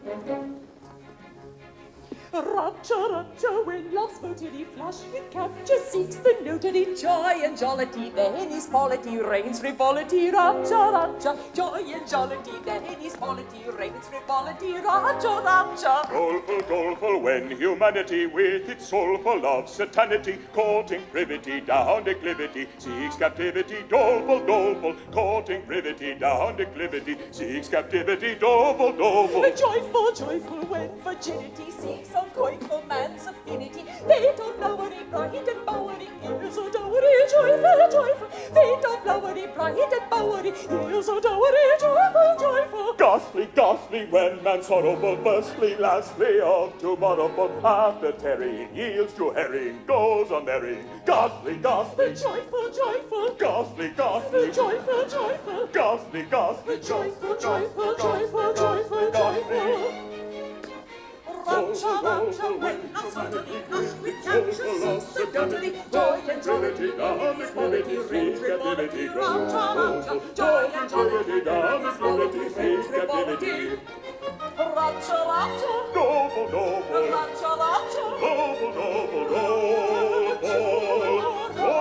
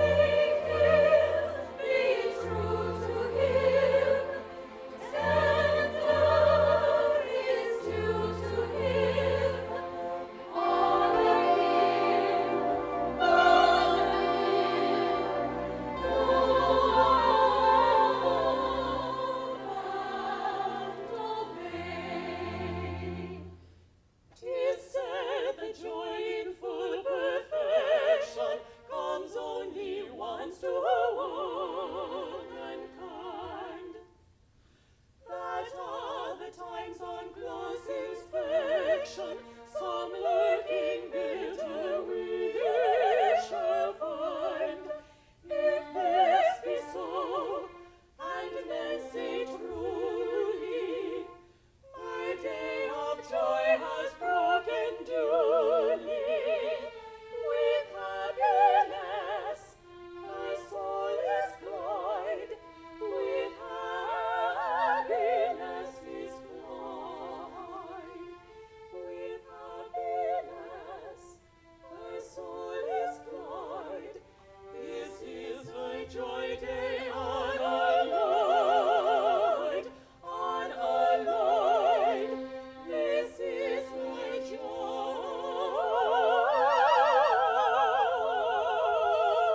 day unalloyed. Yes, yes, with happiness my soul is cloyed. This is my joy day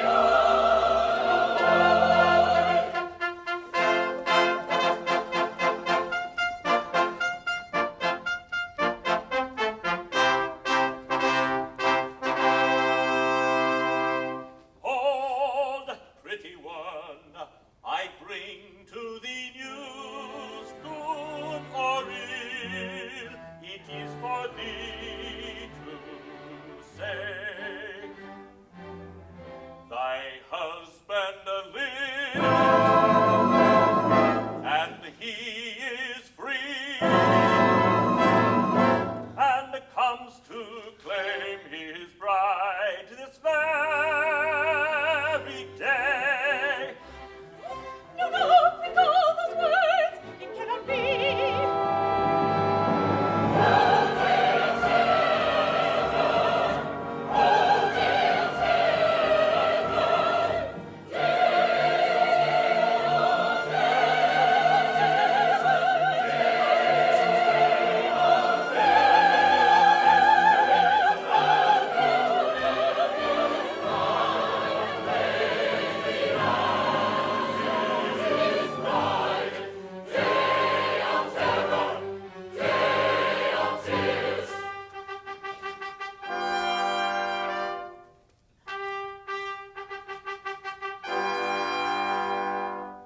All thought of Leonard Merrill set aside.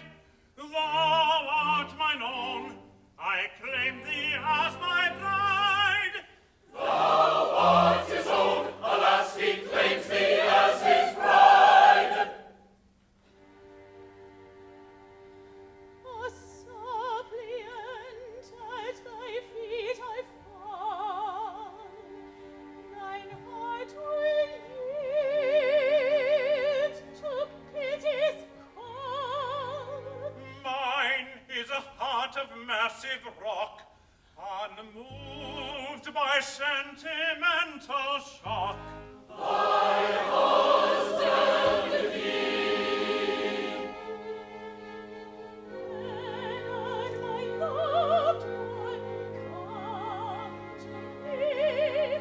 They bear me winds away. But though they take me far from thee, my heart is thine.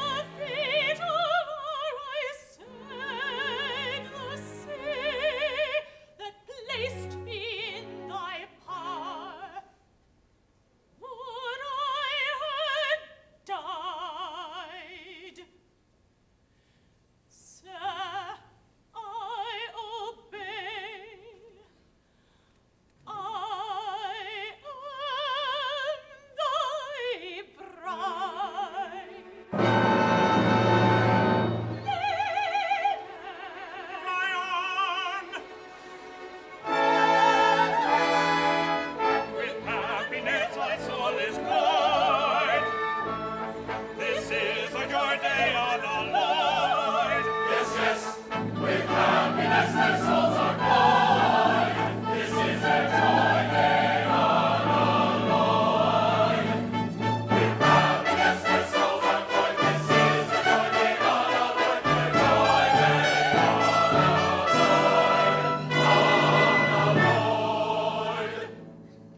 Oh, thoughtless crew, ye know not what ye do. Attend to me, and shed a tear or two. For I have a song to sing. Oh, Sing me your song.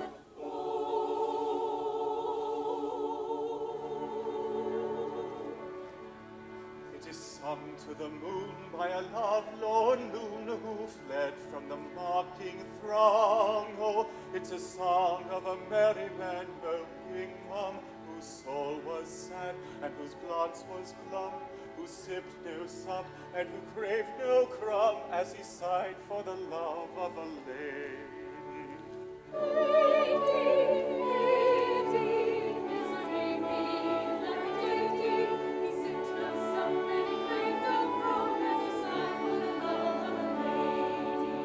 I have a song to sing. Oh. What is your song?